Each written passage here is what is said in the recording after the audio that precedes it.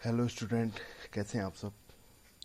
देखिए, इस बार जो मैं आज से पढ़ाना जा रहा हूँ वो एमएससी के स्टूडेंटों ने कहा था कि हमें इंटीग्रल इक्वेशंस के रिलेटेड जो हमारे पास जो बुक्स है या जो सब्जेक्ट है उसको पढ़ाओ। तो आज जो मैं यहाँ से जो सीरीज कर रहा हूँ वो खासकर एमएससी जो स्टूडेंट हैं जिनके पास इंटीग्रल इक्वेशन का टॉपिक है वो और जगह भी काम आता है, और एमएससी में तो है ही सब्जेक्ट। तो इंटीग्रल इक्वेशन हम आज से शुरू करते हैं। ये जो सीरीज चल रही है ये अलग से सीरीज चलेगी, जो पुरानी चल रही है वो अलग से चलती रहेगी।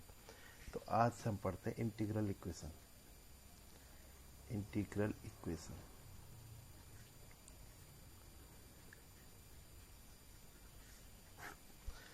अब इसमें होता क्या है, देखिए सबसे पहले इसकी डेफिनेशन देखते हैं। तो इसकी जो डेफिनेशन है, an equation in which unknown function, अब उसको हम यहाँ पर नाम दे देते हैं Y X, appear under one or more integral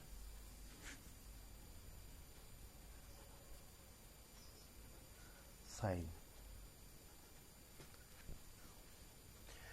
इसमें कहने का मतलब है कोई अननोन फंक्शन है जो हमें हमें पता करना है, जिसका इसका सोल्यूशन का मतलब वाई एक्स निकालना।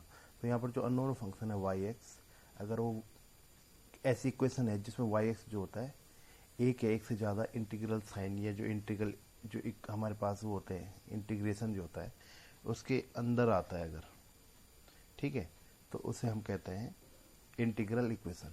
एग्जाम्पल के तौर पे ले लें, एग्जाम्पल हो गया, एग्जाम्पल में ले लें तो जैसे वाई एक्स हो जाएगा, यहाँ पर ले लिया हमने 0 to t sine X minus T Y T D T, 0 to 1 जो भी लेना चाहें आप,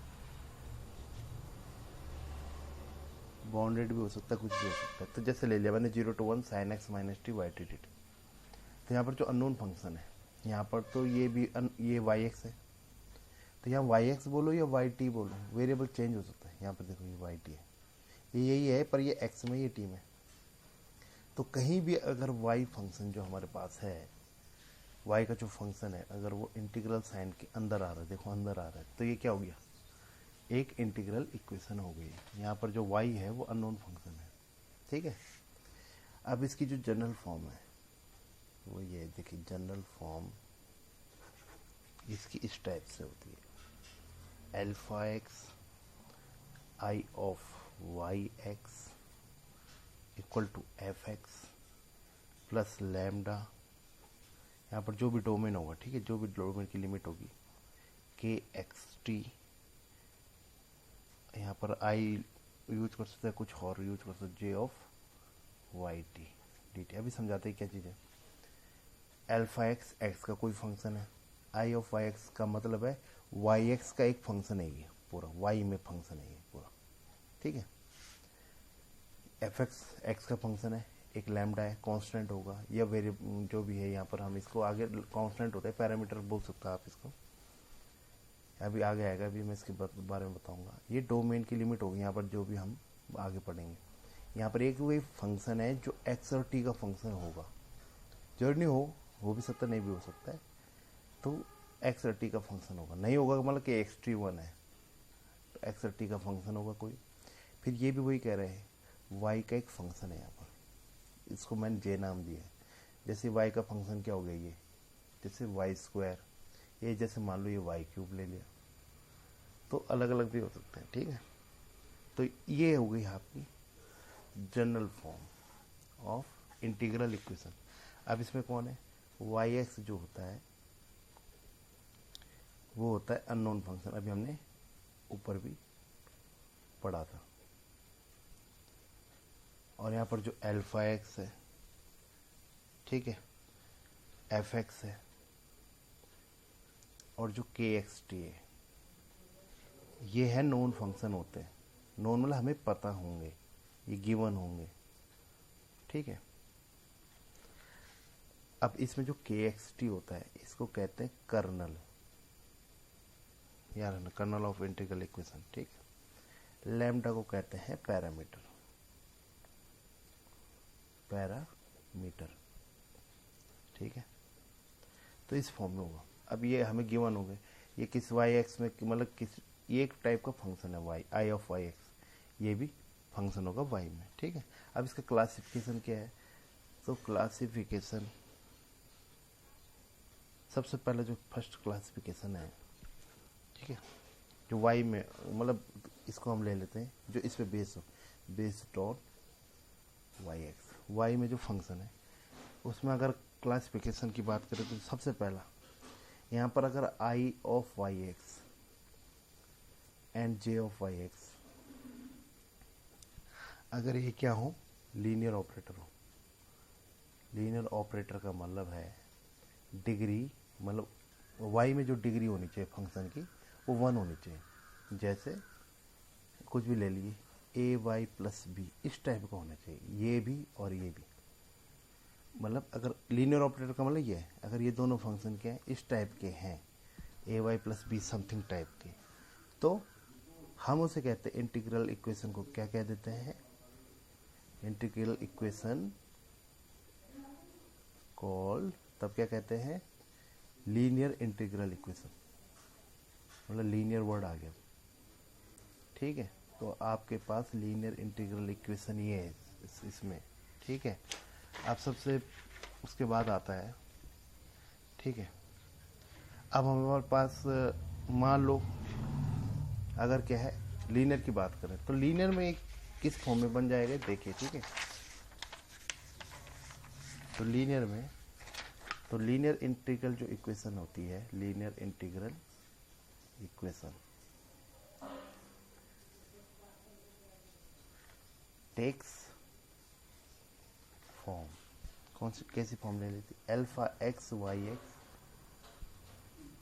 F X plus lambda K X T Y T D T. अगर लीनियर ऑपरेटर होते हैं आई आर ओ जे, तो इस फॉर्म में बन जाती है, इसे बोलते हैं लीनियर इंटीग्रल इक्वेशन, ठीक है।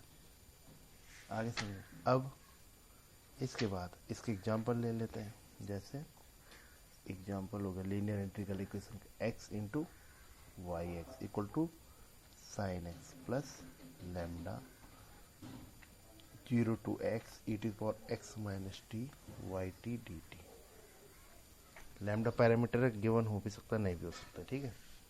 दूसरी बात यहाँ पर ये हो गया के एक्स टी कर्नल, ठीक है, ये हो गया एफ एक्स, ये हो गया अल्फा एक्स, ठीक है। तो हमें गिवन है, तो ये हो गया एक लीनियर इंटीग्रल इक्वेशन का एग्जांपल।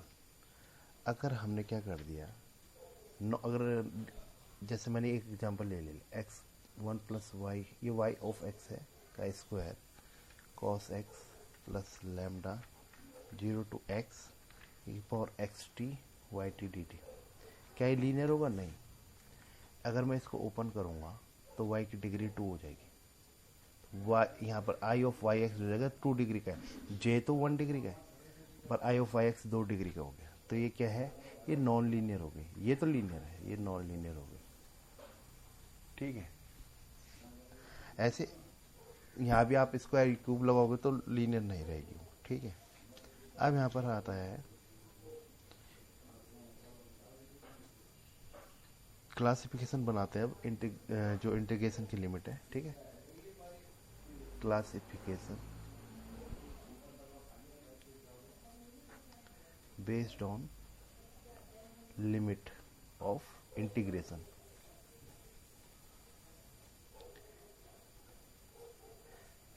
अब इसमें क्या है, अगर एग्जाम्पल जैसे हम बोलें, इसमें क्या होगा कि सबसे पहले जो हमारे इफ़, देखो जो हमारे पास यहाँ पर हमारे पास 2 टाइप की इक्वेशन है, उसमें जो अपर लिमिट है एक में वेरिएबल है, ठीक है।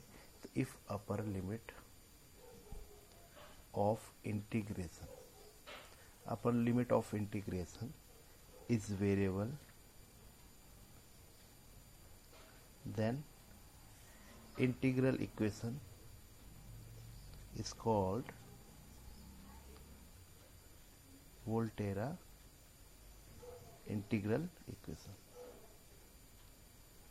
ठीक है, इसका एग्जांपल जैसे हम इस फॉर्म में होगा alpha X Y X equal to F X plus lambda 0 to x K X T Y T T T. अब यहाँ पर क्या है, ये जो अपर लिमिट है इंटीग्रेशन की वो वेरिएबल हो गई, तो ये वेरिएबल होगी, ज़्यादातर खास में एक्स टाइप से होगी, तो ये आप ध्यान रख सकते हैं।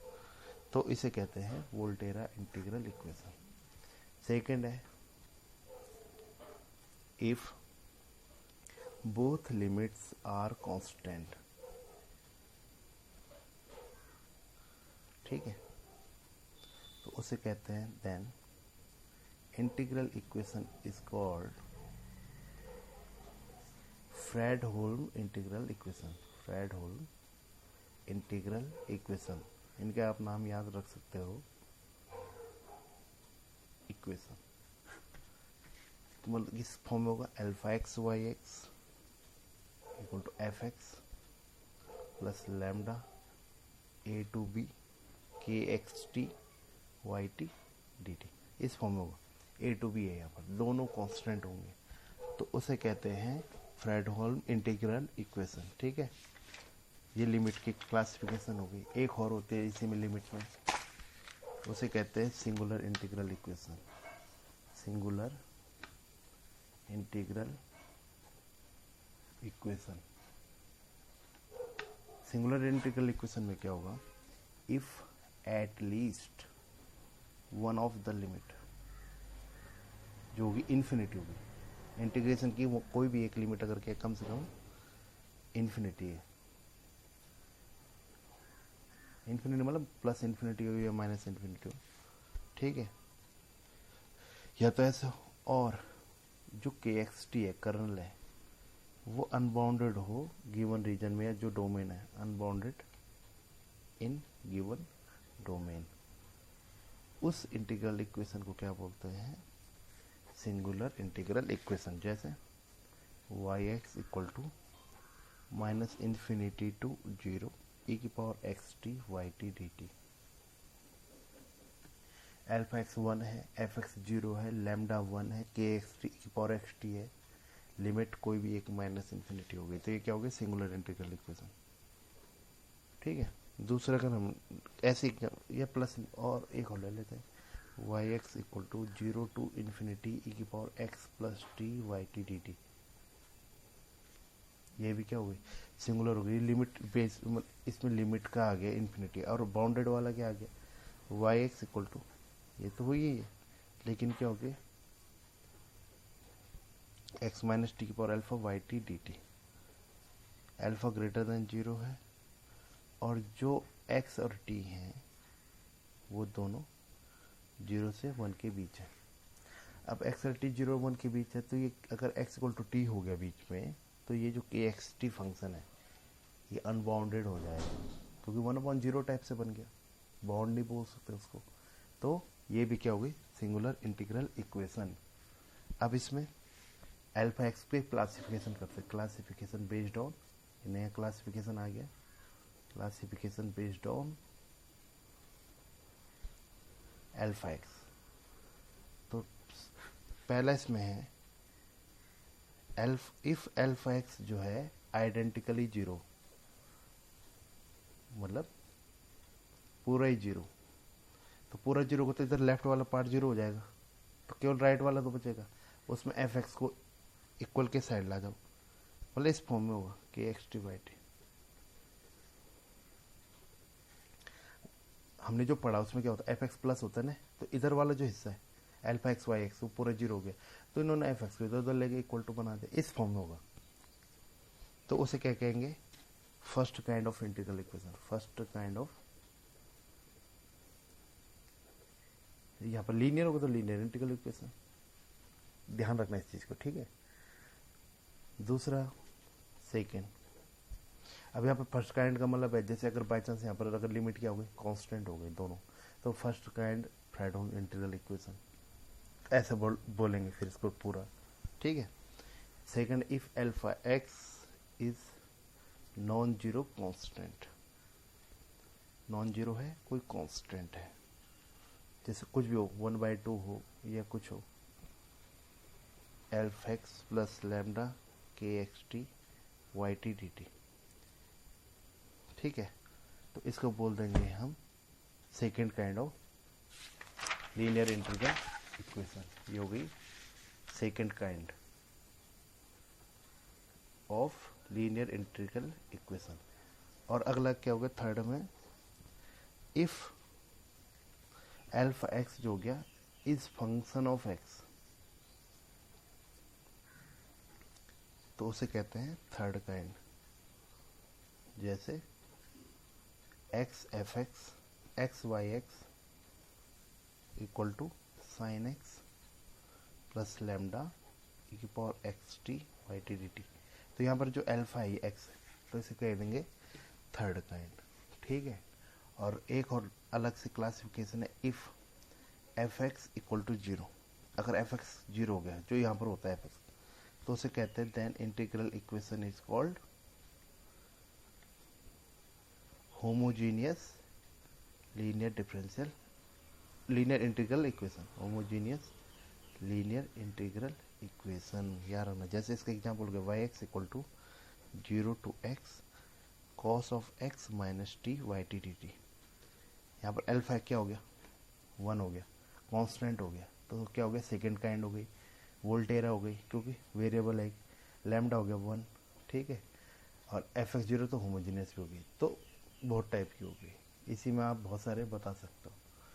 तो आजकल के लिए इतना ही, आज आप इसके लिए बेस्ट पढ़िए, हम कल से थोड़ा अलग टाइप की डेफिनेशन पढ़ेंगे, उसके आगे हम आगे की बात करेंगे, ठीक है। Thank you.